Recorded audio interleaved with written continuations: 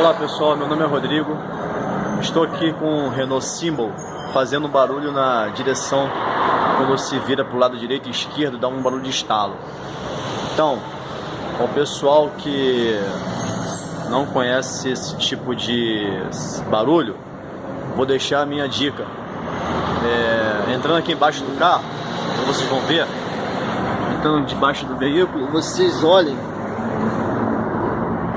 existem dois parafusos que ficam aqui, onde o menino está apontando, que prende a caixa de direção. Esse da esquerda e o outro na direita. Então, gente, o barulho de estalo da direção do carro são esses dois parafusos folgados. Então, é a chave 16, vocês fazem um aperto do parafuso e o estalo acaba, tá?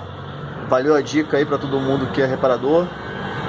E se gostou do vídeo, desculpa aí, mas é a primeira vez que eu faço, deixe um like aí no joinha. Obrigado, pessoal.